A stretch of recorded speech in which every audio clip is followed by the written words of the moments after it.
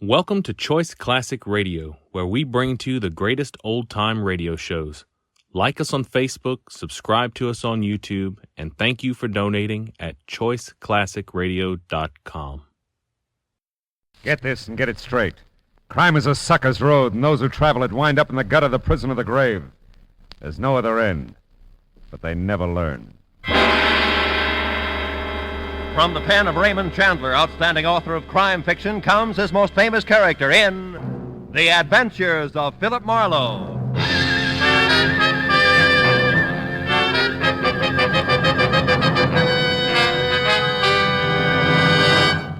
Now, with Gerald Moore starred as Philip Marlowe, we bring you tonight's exciting story, Life Can Be Murder.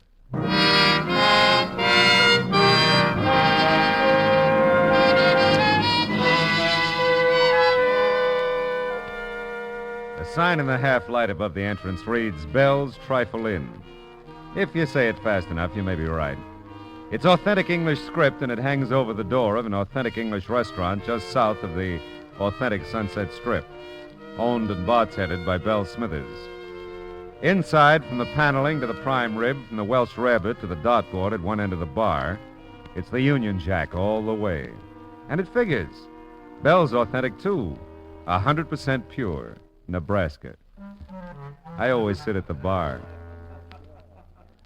Marlowe, you old dog, you've been neglecting me. Yeah, well, I've tried to stay away from you, honey, but I can't. You're bigger than both of us. Oh, you and your palaver. Yeah, me and what you said. You want a drink, honey? Yeah, but make it with your own light hand for a change, will you? I'm tired of walking out of here on my knees. Just an ounce? The water will float it. Okay, honey, it's your poison. And my stomach lining. Hey, looks like most of the regulars are here, huh? Don't you ever get tired of looking at the same old faces? I can stand it as long as they can. No, Marlowe, I kind of like it. It's clubby this way. You get a few people who just come in to see what a lady barkeep's like, but most of them are just regular folks, you know, real people who like the food. And drink, huh, Belle? Oh, yeah, sure. Sometimes I forget. I get all carried away working my jaw. Cheers, baby. Yeah, thanks, honey. Oh. You know, sometimes you forget a lot of things, I think, like teaching school in, where was it, Nebraska? Ogallala. That name don't stick with you worth a darn, does it? Ogallala. Yeah. Does that mean anything? Oh, it does to the folks back there. County, see the Keith County. It's right there on the South Platte River. That's just south of the North Platte River. Yeah, well, that's a nice arrangement. No, Yeah. Marlowe, that's one thing I'll never forget, teaching school back there in Ogallala. I declare if I hadn't done that, I wouldn't be doing this now. You see, these reached cattle folks, they come through from Cheyenne, and what have they got but a 13-year-old shaver? And where are they going with the shaver but England, and what do they need but a tutor? And who do they draw but me? Right out of 10th grade social studies at Ogallala High School. You know, I got a feeling you've heard this song before. Yeah, just a few thousand times, Belle, but don't worry, I like it. Matter of fact... Excuse me, Mrs. Smithers. Oh, call me Belle, honey. What can I do for you? Oh, well, the young lady said you kept the darts at the bar. For the dartboard. Uh-huh. Yeah, sure, I do. Well, it is all right throwing darts, isn't it? I'm waiting for someone, and I thought Oh, it's I'd... perfectly all right, honey. Just make yourself at home. There you are. Thank you. Oh, I hope I didn't bother you. Oh, I'm so glad you did. In fact, if you want to build a house, I'd like that, too. Well, thank you. For the darts. Hey, Belle, that red hair, the green eyes. Did you get that? Marlowe, you and your... Don't say it. Just pour me another palaver and water. If you don't beat all, I declare... Look out, Marlowe! Oh, Bullseye! smoke. She made it, Marlowe. Why, your head was right in front of the target, and she still made it. Yeah, well, I'm very happy for Oh, I her. hope I didn't frighten you. I had no idea your head was in the way. Neither did my head. As long as it's you. Oh, look, I'm really sorry. Sorry? Why, we haven't had a bullseye all week. That rates a drink and dinner on the house. Belle. For two, of course. Belle girl. Right now, tonight, Come again. with Marlowe here, naturally. That's my girl. The red hair and green eyes smiled. A nice smile. Went along with the gag. We toasted her throwing arm, my head, and Belle's solid sense of judgment in putting the dartboard at head level at one end of the bar. By the time we moved to a table for two, I knew her name was Monty Carr. And before dinner was over, I had a pretty good idea that everything about her was All right with me. Hey, Marnie. Hmm? You got that look again. Oh, really? Which one? The dark one. Happens every time you look toward the door. Oh, yes, I expect it does. You see, I'm not exactly a free agent. Oh? Someone brought me here. Said he'd be back. Ah. Think he'll object to our little party, is that it? No, not really. I guess I hope he doesn't come back. I hope so, too. Tell me, can I play 20 questions? I'd rather you didn't. Okay. You know, I really feel pretty silly. It's so easy being with you. Oh. Like I've known you a long time, and I practically picked you up. You know, I've never done a thing like that in my life. Yeah, well, Belle picked us both up. I wouldn't worry about it. I don't think you even heard me. It's very important to me that you know I've never picked anyone up. Sure. I believe you. You know what I mean, then? Mm-hmm. It's like I'm doing something wrong and I should feel guilty about it. But I don't. Oh, dear. I'm not making any sense at all, am I? Look, why don't you just forget about it, huh? You said you felt easy with me. That's enough, isn't it? Yes, that's enough. Well, I guess... I really think I should go now. Oh, Belle will never forgive you for not finishing the trifle. House specialty, you know. Well, maybe I'll come back sometime. I'll eat a double order. Ah. Will you, let me take you home? Oh, I don't know. It'll be all right, Marnie. Very all right. Well, Can I take you home? yes. Yes, you can. Good girl. We'll stop by the bar and slip Belle the grip, and then we'll be on our way, huh? Yes, I do want to thank And her. who do they draw but me, right out of 10th grade social studies at Ogallala High School? Yeah, you told me, Belle. Great story. You ought to change it a little, Belle, just for listener interest. Hiya, Matthews. Oh, hello, Phil. What brings you out? Miss Carr, Lieutenant Matthews. How do you do? Miss Carr. Great dinner, Belle. Dinner bell. Oh, I lost my head. Honestly, Marlowe, I declare you say the darndest thing. Yeah, I'm a regular Yale, yeah. It was a very nice dinner, Belle. Thank you. Oh, my pleasure, honey. You come again. She will. Night off, Matthews? Yeah, so far. Hey, you two have a drink with Well, me? I think the young lady's anxious to go home. Oh, I'm afraid I'm taking Phil out of his way, Lieutenant, but Bedford Drive isn't too far. Maybe he could Now, come wait a back minute, and wait a then- minute. I'll make my own arrangements. I huh? know some lovely folks on Bedford. The Dickinson, 600 block. Do you know them? No, I don't. I'm north of there, 2470. Oh. Yeah, well, we'll see you, huh? Night, Belle, Matthews. Good night. It was nice to meet you both. Yeah, Good good night. night.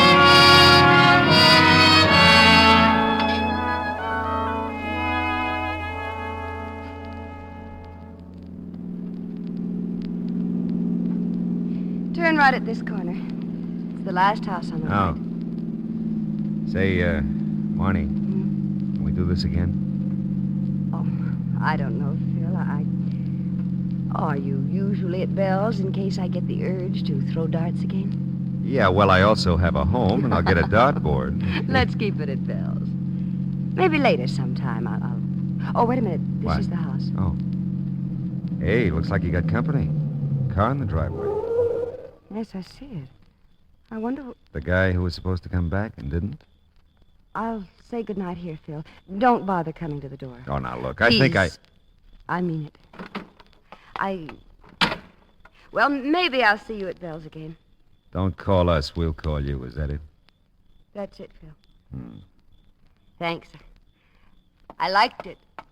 Great work, Marlowe. So crazy about you, she's running the other way. Paul, what on earth are you Stay there, that I'd be back. Watch it. Never mind, Paul. Let's go inside. Good night, Phil. Thanks again.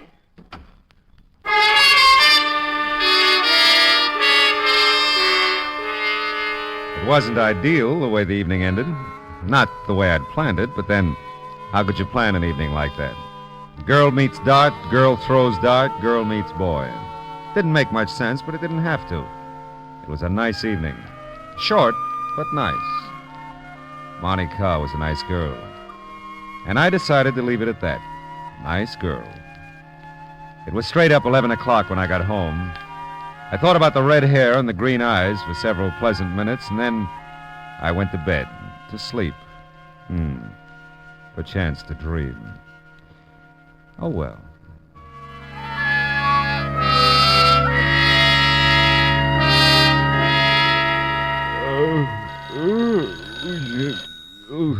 Oh.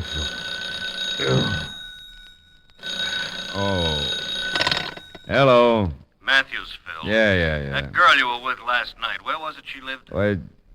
Where did she live? Yeah. Look, it's not even 8 o'clock in the morning. You're asking... Take it easy, Phil. Was it 2470 Bedford Drive? Yes, it was 2470 Bedford Drive, and if you hurry, maybe you can get there in time for breakfast. I'm already here, Phil. And you better come on out. The dame has been murdered.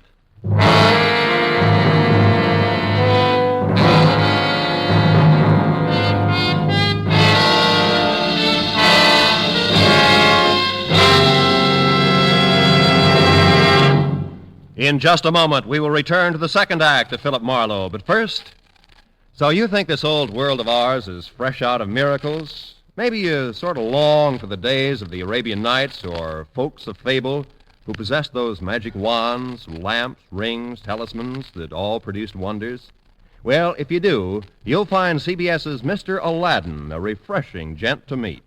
He gets the name Mr. Aladdin from the fact that his exciting adventures have the atmosphere of miracles about them. Listen for him later this evening on most of these same CBS stations. And now with our star, Gerald Moore, the second act of Philip Marlowe, and tonight's story, Life Can Be Murder.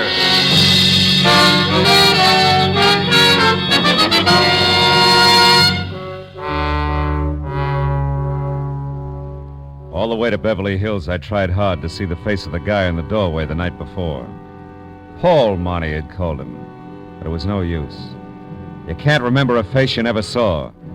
And the car in the driveway when I took her home, a Chevy Coupe, gray, two-door, 49 or 50. There are millions of them. It had been blue and bright with stars the night before. The morning was hazy, overcast, and so was I. Matthews met me at the door. Come on in, Phil. Sure. Tell me, how long you known her? Last night. You sure? I'm sure. Uh-huh. Any idea what happened? Oh, yeah. Someone was looting the place. The back door was jimmied and some stuff missing. This dame must have interrupted it and got herself killed. Where is she? What, the corpse? Yes, the corpse. In here.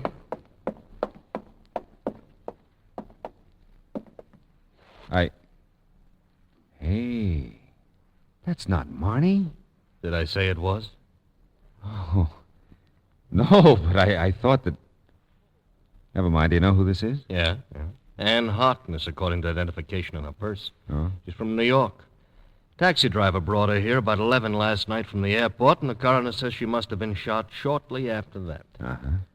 You bring your girlfriend straight here from Bell's? Yeah. Well, that's new for you. All right, huh? That would put her here by 10:30 easy. So? So the taxi driver says a red-headed gal answered the door and let the Harkness woman in. That doesn't prove a thing. No, it doesn't. I'd like to talk to her, though, Phil. You know where she lives? Well, she lives here, doesn't she? No. House belongs to Mr. and Mrs. Orville Edwards. They're out of town. They got called to Chicago yesterday with a death in the family. Oh? And the neighbors don't know anything about this Miss Carr, was it? Yeah, Marnie Carr. Yeah. Well, I got a call into Chicago for the Edwardses. They ought to clear it up. Mm-hmm. Got something here, Lieutenant. Oh, hello, Mr. Marlowe. Hiya, Mooney. Yeah, what do you got, Sergeant? Well, this address book. Phone numbers from the phone desk in the hall. Nobody named Carr listed, though. Okay. But this note might be something from the big bedroom upstairs, front of the house. Well, let's see. It's signed Marnie, Phil. It is? Yeah. Let me have a look. Yeah. Dear Mrs. Edwards, thanks for the lovely remembrance. You're very thoughtful. I'll tell Miss Harkness to make herself at home. Yeah, whatever that means. I'll keep looking around, Lieutenant. Do that, Mooney, huh?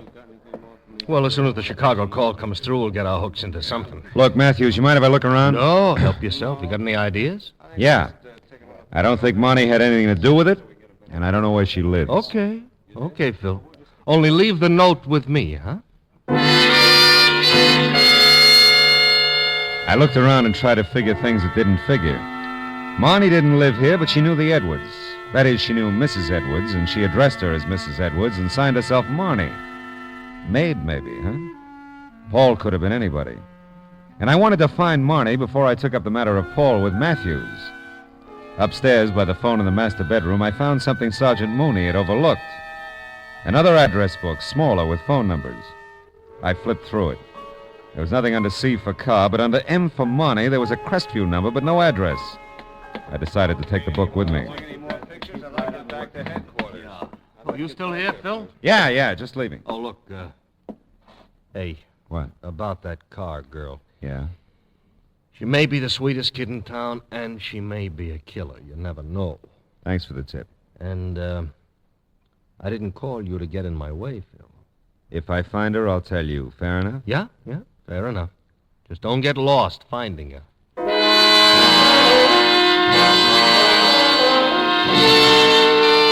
It was kind of a break. Head start, at least. I had a phone number for Marnie that Matthews didn't have, and I wasn't for her against him. He knew that. I just couldn't think murder and Marnie in the same thought. And until I could, I'd string with her if I could find her. The morning haze was lifting somewhat as I stopped at a gas station on the strip and used the payphone.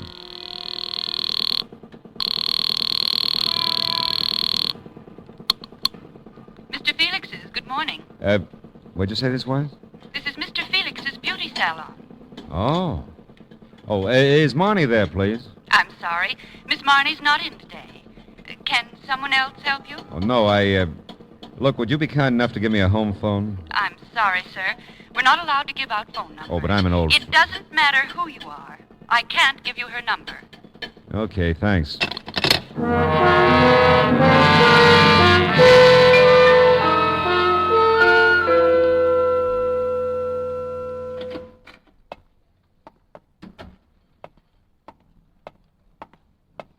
May I help you, sir? I just talked to you a few minutes ago on the phone about Marnie. I remember? told you then. I tell you now, we are not permitted to give out numbers. How did you find us? Well, Mr. Felix is in the book and Marnie's not.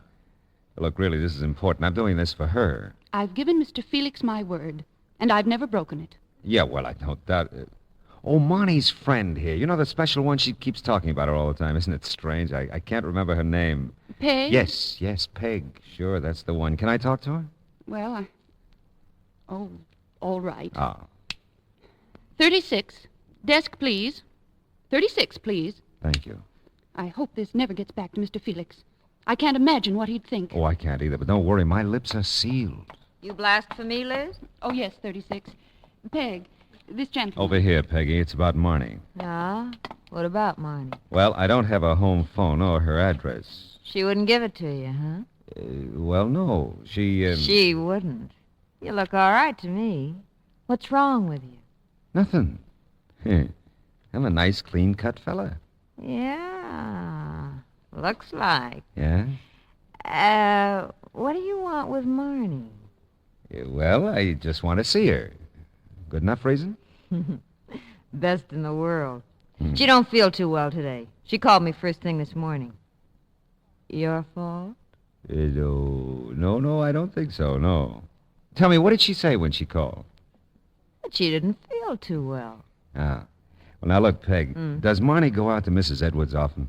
Just when she's called to do her hair. Good enough reason? You're best in the world. Do I get that phone number? Ridgely 0040. 0040. Yeah.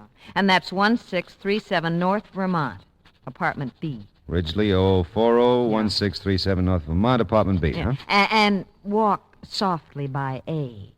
That's the landlady. Yeah, well, I'll remember. Thanks, Peggy. And, if you don't find her, come back. I'll give you mine.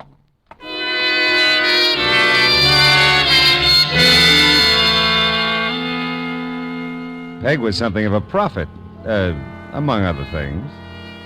Well, there was no answer to my knock at 1637 North Vermont, apartment B, and no answer to the phone call I placed in the lobby. So I quit walking softly by apartment A, knocked there, and the doorway was suddenly filled with a solid block of granite. Yes, I'm a landlady, but if she don't answer the door, it makes sense to me. She ain't in. Well, have you seen her this morning? Ain't seen her since she went to work yesterday morning. Ain't seen him either. Her husband? Husband? Young man. Even if I knew, I wouldn't tell you.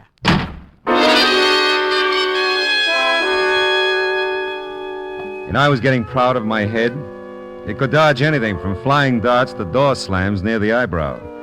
But that was about all I was proud of at the moment. I wasn't exactly closing in on Marnie. The landlady's snort didn't give me much of a line on Paul, if that's who she was exhaling about. And there was the matter of Ann Harkness, who flew into Los Angeles the night before, just in time to be murdered. Well, I drove to a nearby drive-in and mulled it over a sandwich. Coffee was grim, too. I was starting in on the routine that begins with, if I were Marnie, where would I go? And I got a flash of an idea. 10 minutes later, I was banging on another door. Bell! Bell, anybody home? Bell! Oh, Marlowe, come in. Oh. I'll arrange for swinging doors first thing tomorrow. I'm sorry, Bell, but I got an idea. I told you lately we're not open for lunch. I said I'm sorry, didn't I? It's just that... Oh, I'm sorry, too, Marlowe. Guess I'm kind of off my feed today. I All right. declare you ought to see what that butcher sent me in the name of prime rib. And Charlotte Bell. called, said she'd floundered like a beached whale all night, bad tooth. Bell, will you run down? And when I got here, this was here for you. Oh, let's see. Someone shoved it under the door, I guess. At least that's where I found it. Mm-hmm. Well, land of Goshen, come in. You get enough people, we'll put on a floor show. Well, you have been a busy boy, Phil. Hiya, Bell. Make yourself at home, Lieutenant. I got work to do. If you know that, you also know I'm getting nowhere. Yeah, maybe. Hey, listen. Huh?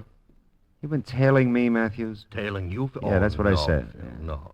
Just the boy's been going the same places you have. Ah. A little bit later all the way around, and along about the second stop, the description began to fit you. It did. Well, now, look, tell me, how did your phone call to Chicago come out? Oh, we found out where your Monte car fits in. Oh? Yeah? That Harkness dame was a friend from New York who came to call on the Edwardses. Uh-huh. And they tried to intercept her when they got the call about that family death in Chicago. Mm-hmm. Only they couldn't reach her. Now, your Marnie told Mrs. Edwards she'd stick around the house and wait for the Harkness dame. Is that all? Well, they described some of the stuff that might be missing. We checked, and it is. It is, huh? Yeah. Tell me, how do you figure Marnie by now? How can I figure her, Phil? She's missing. Yeah. Yeah. She is missing, isn't she, Phil? I said if I found her, I'd tell you. You remember? Oh, yes. I remember, Phil. I just want to make sure you do.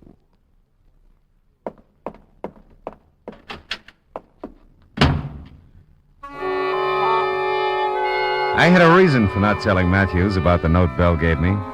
It was signed Marnie, all right, but it wasn't the same handwriting I'd seen in the note she left for Mrs. Edwards.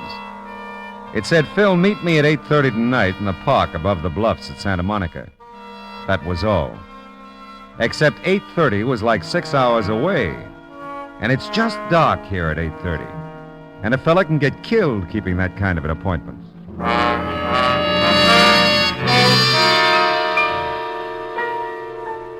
Did you ever wait 6 hours for something to happen? Oh, it's no fun. Neither is the thought that maybe something final has happened to a pretty nice person. I was almost sure now that Paul was my boy, but almost wasn't close enough. And I had to find Marnie, if she could be found. Well, I got to the park above the Santa Monica Bluffs about 15 minutes early. Left my car a block or so away. And all the way to the park, I watched for a gray Chevy Coupe, 49 or 50. When you look for them, they're hard to see. And then I saw it. Parking half a block down, a guy got out and headed into the park. I let him go, got to his car about the time he reached the bluffs. I don't know what I thought I'd find, but not in my wildest dreams did I expect what I found. 3 minutes later, I was foot to floor boarding it up the coast highway toward Malibu. The Seaway Motel, 21245 Malibu Road. That's the way the parking ticket I lifted from under the windshield wiper on the Chevy read. And that was good enough for me. I hit 2 wrong doors before I found the one I wanted, and I had to spring the lock. Marnie. He plays rough, doesn't he? Here, I'll untie your wrists. He knows he can get away with it. Phil, I've been such an idiot. You love him a lot, huh? Who doesn't love their own kid brother? Paul is your kid brother? Yeah, all mine. Write it down somewhere, Phil. Big sisters don't make good mothers. Take it easy, honey. You're okay now. Sure, I'm fine. First I catch Paul stealing from the Edwards.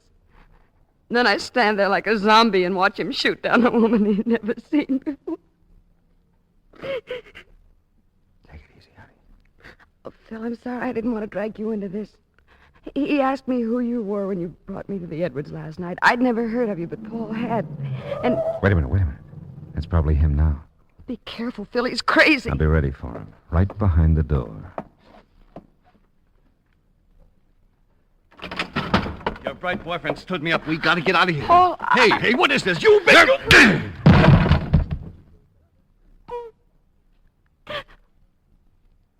Oh, Phil. He's just a kid. Yeah. Just a kid.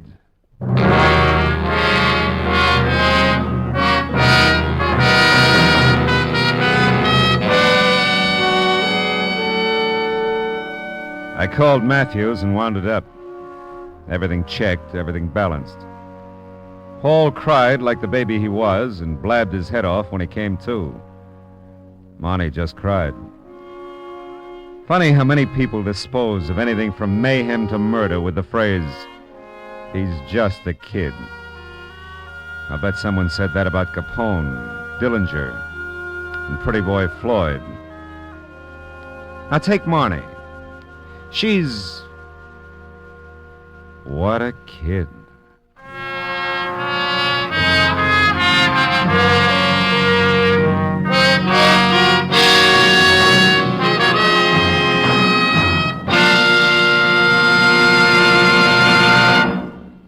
The Adventures of Philip Marlowe, bringing you Raymond Chandler's most famous character, star Gerald Moore, are produced and directed by Norman MacDonald and written for radio by Kathleen Height. Featured in the cast were Virginia Gregg and Joan Banks, with Paul Dubov, Jim Nusser, June Whitley, Shirley Mitchell, and Marjorie Bennett. Detective Lieutenant Matthews was played by Larry Dobkin. Gerald Moore may soon be seen in the Santana production, Sirocco. The special music is composed by Pierre Garrigank and conducted by Wilbur Hatch. Be sure to listen again next week at the same time when Philip Marlowe says... This time a pair of cross telephone wires put the good neighbor policy into effect. To the murderous accompaniment of an off-key xylophone, one good neighbor almost kills another good neighbor. Fella named Marlowe.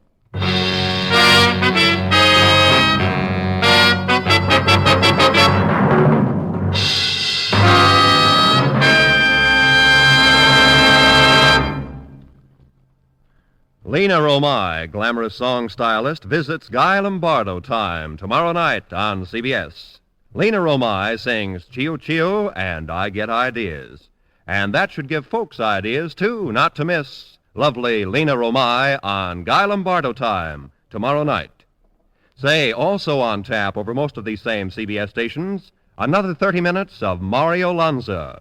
Words and music featuring magnificent Mario, who sings just as well hot as he does long hair. Remember, Mario Lanza tomorrow night on CBS. Now, stay tuned for Gangbusters, which follows immediately on most of these same CBS stations. This is Roy Rowan speaking.